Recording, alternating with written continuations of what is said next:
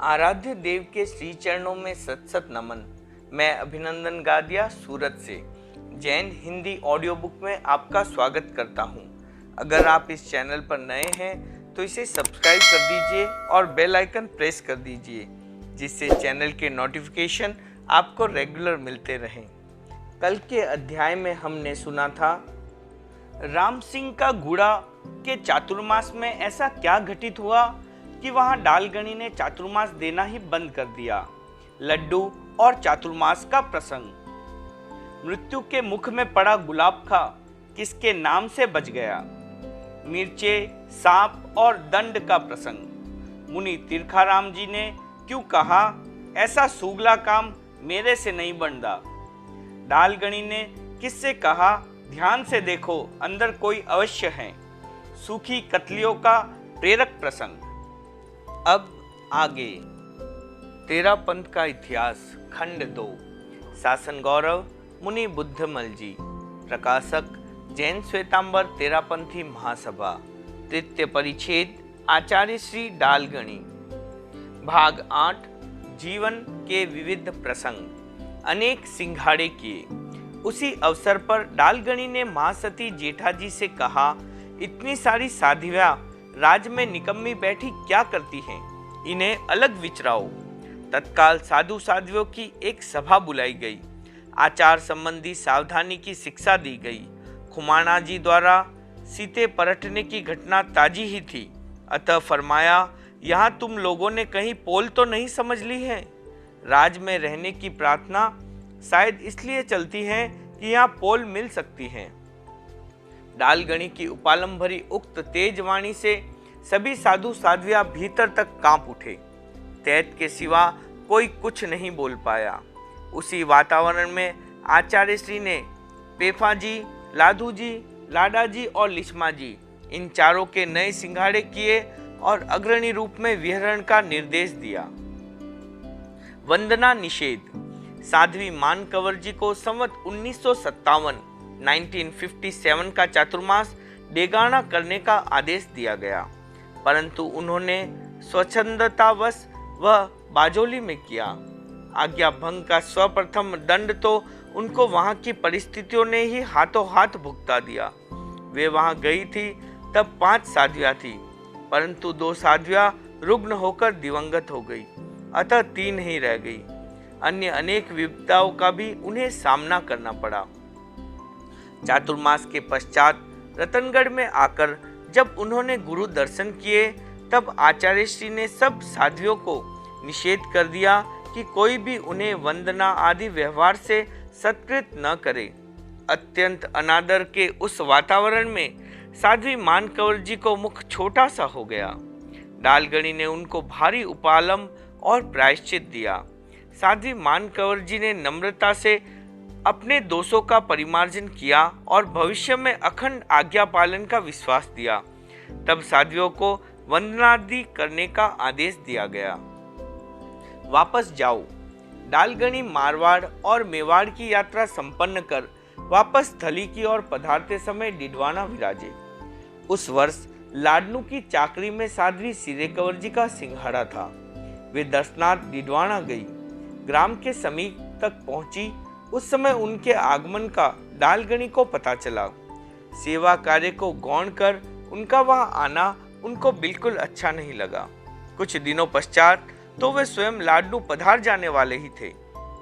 आचार्य श्री ने साध्वी सिरेकवर जी के लिए आदेश दिया कि वे जहां तक पहुंच गई हैं वहीं से लाडनू के लिए वापस विहार कर दे। डिडवाना की ओर अब एक कदम भी आगे बढ़ने की आज्ञा नहीं है। साध्वी सिरेकवर जी उक्त आदेश से स्तब्ध रह गई। आगे बढ़ते हुए उनके चरण वहीं रुक गए। ग्रीष्म काल की जो गर्मी दर्शनों की उत्सुकता में उन्हें नहीं सता रही थी, वह अब एक साथ ही उन्हें भयंकर लगने लगी। किनारे तक पहुंचकर भी उन्हें दर्शनों की प्यास लिए हुए ही वापस लौटना पड़ा। प्रेम जी का मायाचार। डालगणी के सम्मुख किसी का मायाचार चल पाना संभव नहीं था। वे मनुष्य की आकृति से ही पहचान लेते थे कि वह वास्तविकता को छिपा रहा है। वे ऐसा उपाय करते उसकी पोल खुल जाती। भुज निवासी मुनि प्रेमचंद जी संवत 1956 के सरदार शहर चातुर्मास में डालगणी के पास दीक्षित हुए। दुर्भाग्यवश शीघ्र ही उनका दृष्टिकोण संघ से विपरीत हो गया।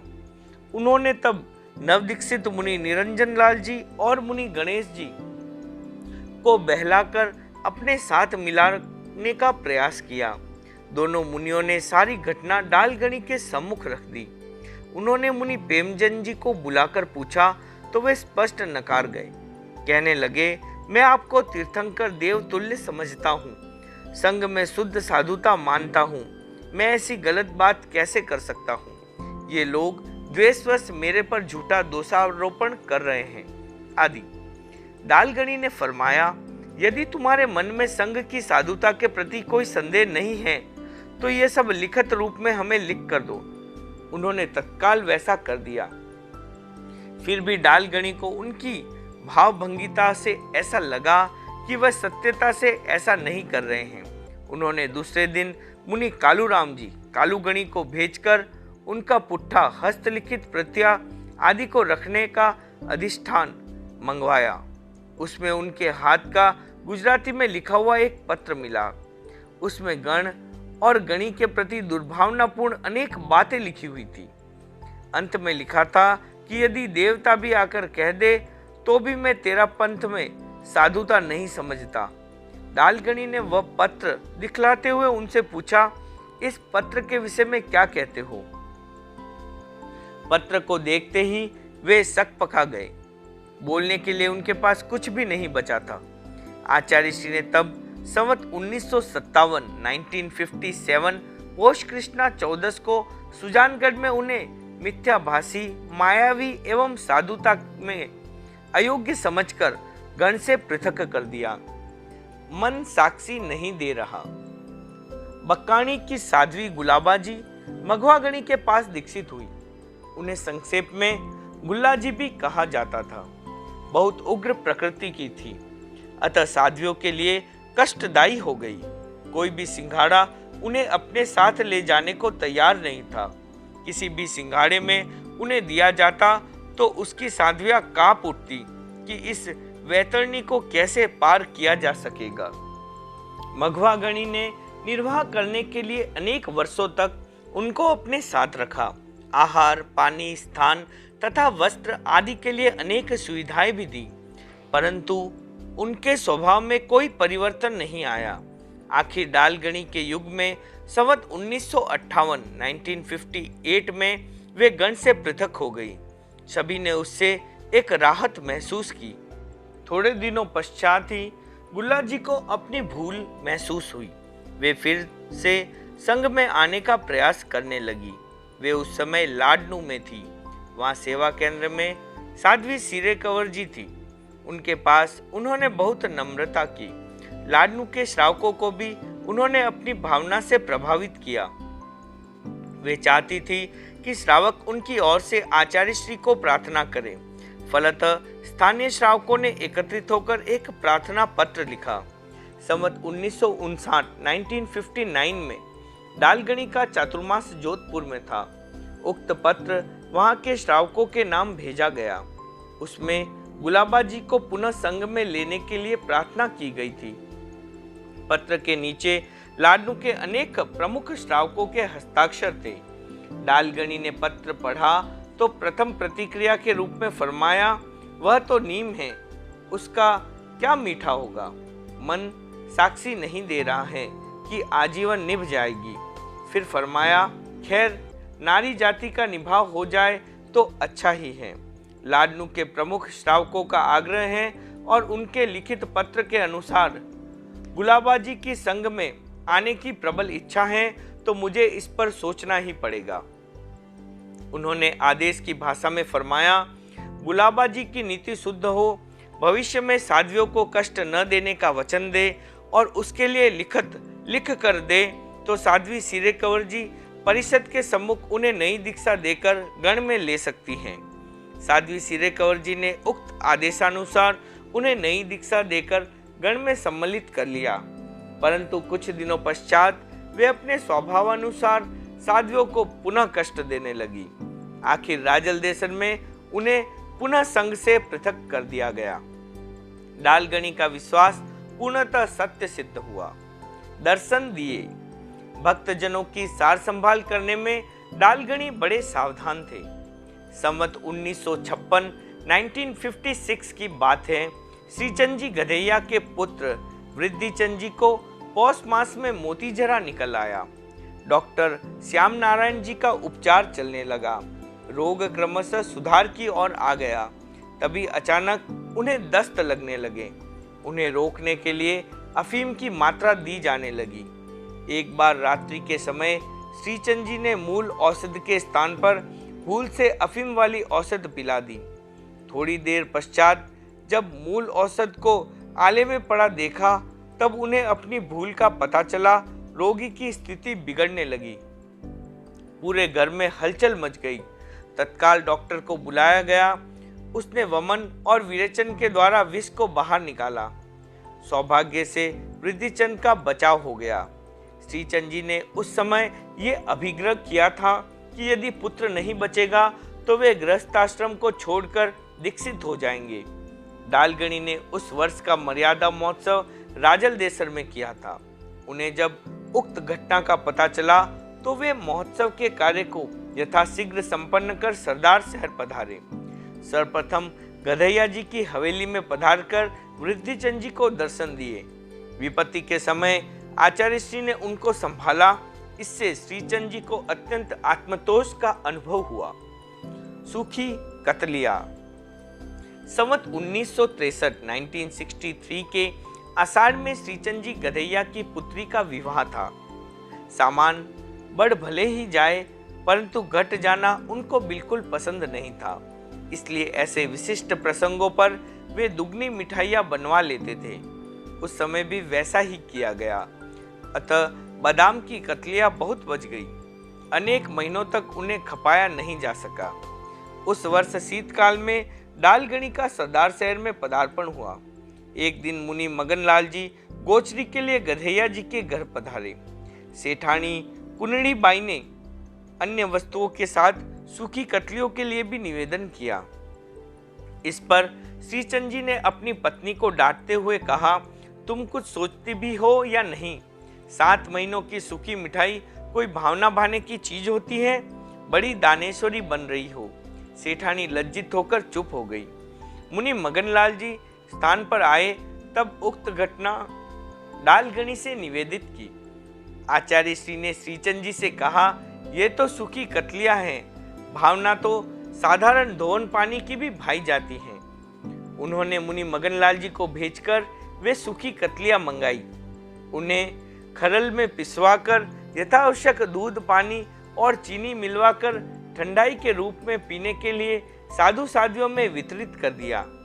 पति के उपालम से उदास हुई कुनड़ी बाई डालगणी की उस कृपा से गदगद हो गई। संथारे तक रुको। श्रावकों को धार्मिक सहायता और आत्मतोष देने को डालगणी सदैव प्राथमिकता देते थे। वे ऐसी आवश्यकताओं का स्वयं ही ध्यान रखते थे। मेघराज जी आंचलिया सरदार शहर के नामी श्रावक थे।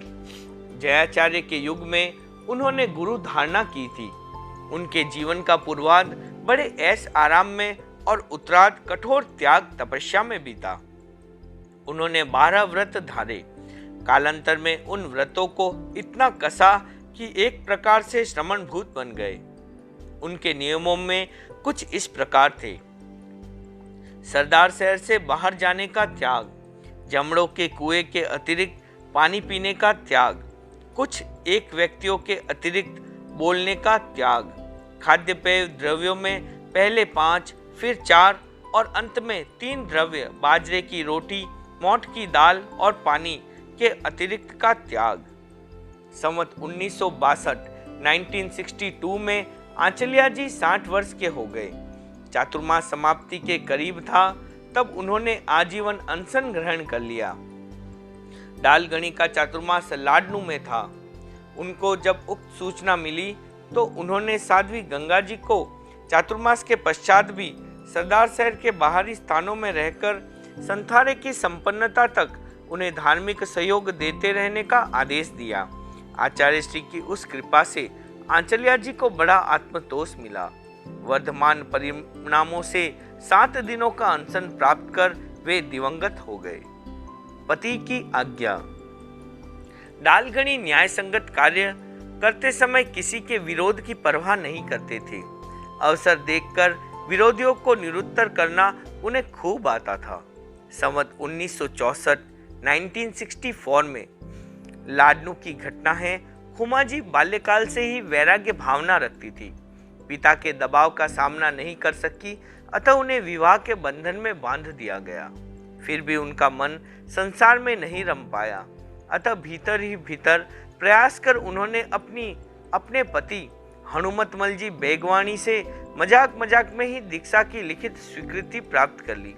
वह पत्र उन्होंने चुपचाप डालगणी को सौंप दिया और साधु प्रतिक्रमण सीखने की आज्ञा ले ली। इतना कार्य कर लेने के पश्चात खुमाजी ने ससुराल वालों के समक्ष अपनी दीक्षा की भावना रखी। उन लोगों के मन में उनकी उस भावना के प्रति कोई सहानुभूति नहीं थी, अतः ससुर तोलाराम जी ने आज्ञा देने से साफ इनकार कर दिया। खुमाजी अत्यंत दृढ़मयी महिला थी। वे निराश होने के बजाय और अधिक सुदृढ़ हो गई। आखिर ऐसा अवसर भी आ गया जब उन्हें आज्ञा के लिए प्राणों की बाजी लगा देनी पड़ी। उन्होंने आज्ञा प्राप्त न होने पर तीनों आहार का त्याग कर दिया। ससुराल वालों ने तब आभूषणों के नाम पर बाधा डालने का प्रयास किया। उन्होंने प्रचारित किया कि बहू को उसके पिता बहका रहे हैं। दीक्षा के बहाने वे उसके आभूषण हड़प लेना चाहते हैं। हम उन्हें ऐसा कदापि नहीं करने देंगे। खुमाजी को जब ससुर के इस आशय का पता लगा तो उन्होंने अपने सारे आभूषण उनके सम्मुख रख दिए और दूसरे व्यक्ति के माध्यम से कहलवाया कि इन्हें आप रखिए, मुझे केवल आज्ञा पत्र लिख दीजिए। तोलाराम जी आभूषणों के लोभ में ही कठोर हो रहे थे। वे हाथ में आ गए तब उनके पास कोई बहाना नहीं रहा। उन्होंने आज्ञा पत्र लिखकर उन्हें दे दिया। सारी बाधाएं दूर हो जाने पर दीक्षा की तैयारी हुई। बनोरिया निकाली गई, पर यह सब पीहर की ओर से ही हुआ। ससुराल वालों ने उसमें कोई भाग नहीं लिया। उनके उस व्यवहार की लोगों में चर्चा होने लगी। उससे चिढ़कर उन्होंने दीक्षा को रुकवा देने का षड्यंत्र किया। तोलाराम जी पंचों को साथ लेकर आचार्य श्री के पास आए और कहने लगे, दीक्षार्थिनी का पति आज्ञा नहीं दे रहा है, इसलिए दीक्षा नहीं हो सकती। आचार्य श्री ने फरमाया, पूरे परिवार की ओर से आज्ञा लिख दी गई, तब पति अलग थोड़े ही रह गया। पंचों ने कहा, स्त्री के लिए तो मूलतः पति की आज्ञा ही मुख्य होती है, वह प्राप्त नहीं है, अतः आप ये दीक्षा कैसे दे सकते हैं। आचार्य श्री ने पंचों की भावना को टटोलते हुए फरमाया, पति की आज्ञा नहीं है, यह आप कैसे कह रहे हैं? क्या आपने उससे पूछा है? पंच बोले, हाँ पूछा है, तभी तो कह रहे हैं। वह इस दीक्षा के बिल्कुल विरुद्ध हैं। इससे तो उसका घर ही बिखर जाता है, वह आज्ञा क्यों देगा? आचार्य श्री ने तब पति के हाथ से लिखा आज्ञा पत्र निकालकर उन्हें दिखलाया। उसे पढ़कर पंचों सहित आगत सभी व्यक्तियों की बोलती बंद हो गई। डालगणी ने उनसे पूछा, बोलो अब क्या कहते हो? किसी के पास कहने के लिए कुछ नहीं रह गया था, अतः वे सब चुप हो गए। शायद मन ही मन सोचने लगे कि बिना सोचे समझे दूसरों के साथ होकर हमने समझदारी का कार्य नहीं किया। कितने तीर्थ। लाडनू में एक दिगंबर पंडित आए हुए थे। एक दिन वे उनके शराबियों को साथ लेकर डालगणी के पास आए। तत्व चर्चा के प्रसंग में उन्होंने कहा, वस्त्र परिग्रह है और उसका त्याग किए बिना कोई साधु नहीं बन सकता। डालगणी ने पूछा, पंडित जी यह तो बतलाइए कि जैन धर्म की मान्यता अनुसार तीर्थ कितने होते हैं? पंडित जी, प्रत्येक तीर्थंकर 4 तीर्थों की स्थापना करते हैं। भगवान महावीर ने भी यही किया है। वे हैं साधु, साध्वी, श्रावक और श्राविका। डालगणी, अब यह भी बतलाइए कि आर्य का में कौन सा गुण स्थान होता है? पंडित जी इस बार शक पका गए। किसी भी प्रकार का उत्तर देना स्वयं को फंसा लेना था। षष्ठ गुणस्थान कहने में सवस्त्र व्यक्ति में साधुता की पुष्टि होती है और उसके निषेध में 3 ही तीर्थ मान्य करने पड़ते हैं। आखिर मौन में ही अपना बचाव देखकर वे कोई उत्तर दिए बिना ही उठ खड़े हुए और फिर कभी आऊंगा कहकर चले गए। गंगा में फूल। डालगणी कभी कभी सामाजिक कुरीतियों पर बड़े तीव्र प्रहार करते थे। गंगा में फूल प्रवाहित करने की प्रथा भी उनमें एक थी।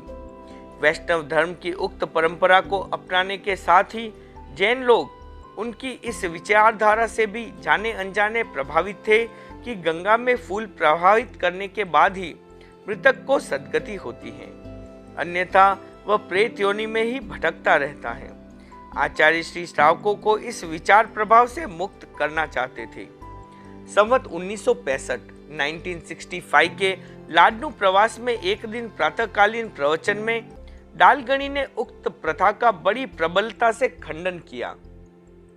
उन्होंने फरमाया, जैन आगम कहते हैं कि प्रत्येक प्राणी मृत्यु के पश्चात तत्काल दूसरा जन्म ग्रहण कर लेता है।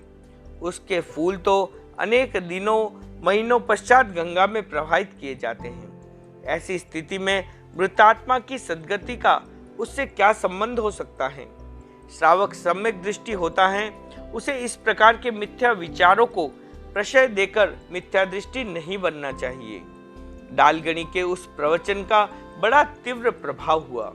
सभा में उपस्थित श्रावकों में 60 व्यक्तियों ने उसी समय खड़े होकर उक्त कुरीति का परित्याग कर दिया। कुरीति त्याग का वह प्रभाव बाद में भी चलता रहा। क्रिया तीव्र थी, अतः प्रतिक्रिया भी तीव्र होनी ही थी। हर सुधार को यथास्थितिवादियों के विरोध का सामना करना ही पड़ता है। वहां व्याख्यान में कुछ ऐसे व्यक्ति भी उपस्थित थे जो हर परिवर्तन को विनाश की ओर ले जाने वाला मानते थे। उन्होंने धर्म स्थान से बाहर आते ही आलोचना प्रारंभ कर दी कि आचार्य श्री को इन सामाजिक कार्यों में हस्तक्षेप क्यों करना चाहिए। संतों को तो अध्यात्म क्षेत्र तक ही सीमित रहना चाहिए।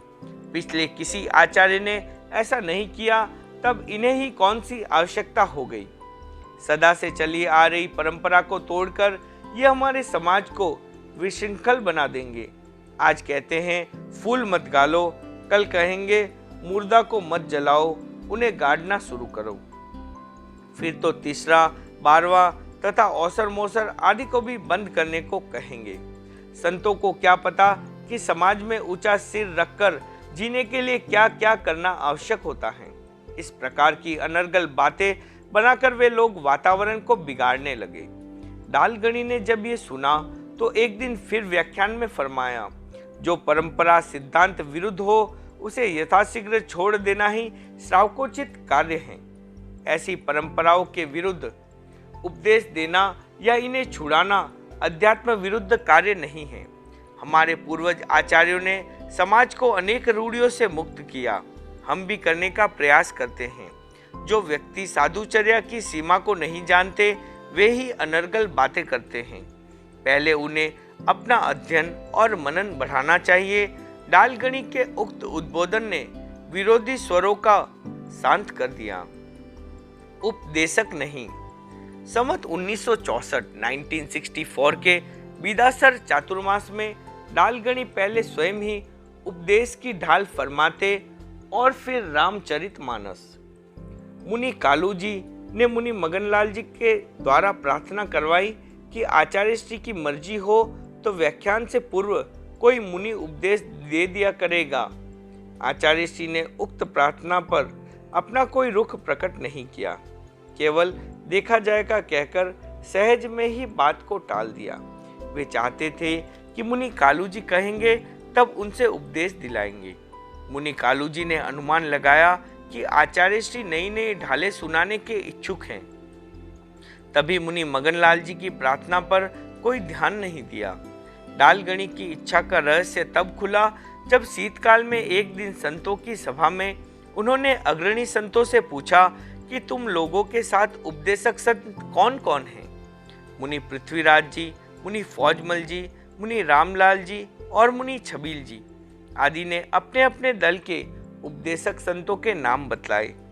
डालगणी ने साथ में रहने वाले संतों पर एक व्यंग भरी दृष्टि डाली और बहिर्विहारी मुनियों को फरमाया, तुम लोग 3-3 संत हो, फिर भी सबके पास उपदेशक हैं। हमारे पास इतने संत हैं, फिर भी कोई उपदेशक नहीं है। चातुर्मास काल में हमने ही उपदेश सुनाया और हमने ही रामचरित। जिसे उपदेश देना चाहिए था वह दूसरों से ही कहलवाता रहा, स्वयं नहीं आया। समझने वाले तत्काल समझ गए कि डालगणी का स्पष्ट संकेत मुनि कालूजी के लिए था। पानी की कमी। संवत 1958 के जेठ मास में डालगणी ने लाडनू से बिदासर की ओर विहार किया। मार्गस्थ गांव डुंगरास में ठहरे। वहां प्रासुक पानी की उपलब्धि बहुत कम हुई। गर्मी भयंकर थी, शरीर पानी ही पानी मांग रहा था, परंतु वह इतना कम था कि प्रत्येक संत के विभाग में एक एक कलसिया लगभग 1-1 किलो पानी ही आया।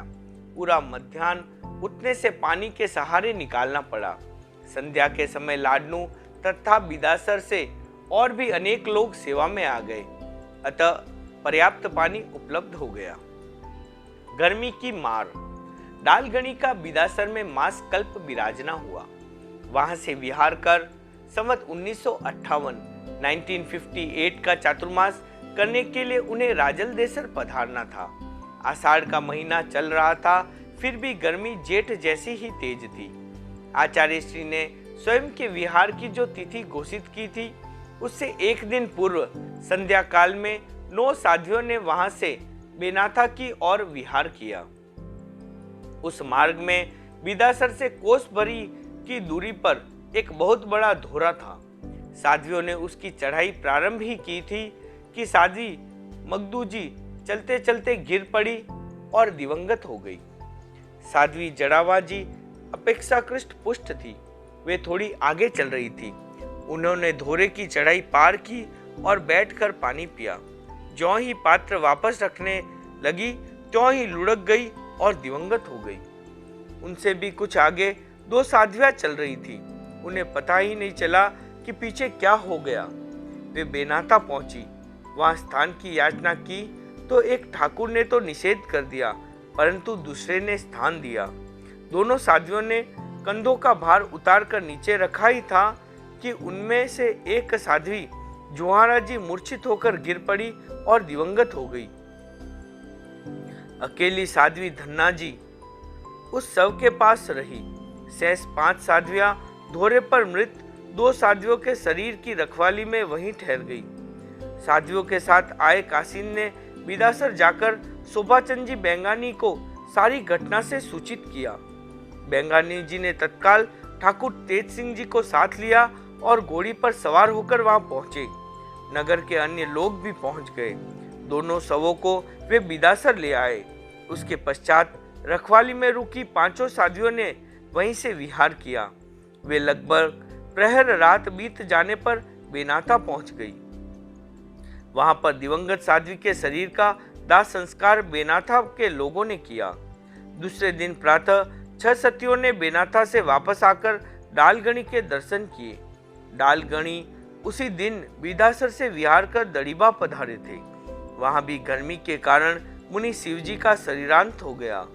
उस प्रकार उस वर्ष गर्मी की भयंकर मार ने अनेक साधु साध्वियों का बलिदान ले लिया। पंचरंगी में डालगणी ने संवत 1962 का चातुर्मास लाडनू में किया। वर्षा के अभाव में श्रावण और भाद्रपद मास में गर्मी बहुत तेज रही। मुनियों ने भी तब अश्विन मास में पंचरंगी करने का निश्चय किया। कठिनाई ये थी कि वहां आचार्य श्री सहित 25 ही संत थे। पंचरंगी तभी पूरी हो सकती थी जब स्वयं आचार्य श्री भी उसमें भाग ले। मुनियों की भावना का पता लगते ही डालगणी ने फरमाया, पंचरंगी करो तो उसमें मैं तेला कर देने का विचार रखता हूँ। इस प्रकार आचार्य श्री का सहयोग पाकर वह तपस्या संपन्न हुई। महासती कहो। डालगणी ने अपने आचार्य काल के प्रथम वर्ष में ही साध्वी जेठा जी को साध्वियों की व्यवस्था का भार संभाला था। उस समय तक साध्वी प्रमुखा शब्द प्रचलन में नहीं आया था, अतः उन्हें मूल नाम से ही संबोधित किया जाता था। डालगणी उनकी कार्य पद्धति और सेवावृत्ति से पूर्ण संतुष्ट थे। उनके मन में उन्हें सम्मानित करने की भावना उत्पन्न हुई, इसलिए संवत 1959 के जोधपुर चातुर्मास में उनको आहार पानी की विभाग व्यवस्था से मुक्त कर दिया गया। साथ ही आचार्य श्री ने आदेश दिया कि दीक्षा लघु साध्वियां उन्हें महासती कहकर पुकारे। दीक्षा वृद्ध साध्वियों और मुनियों के लिए उक्त बाध्यता नहीं है, वे यथोचित नाम से संबोधित कर सकते हैं। बाजोटों की जोड़ी।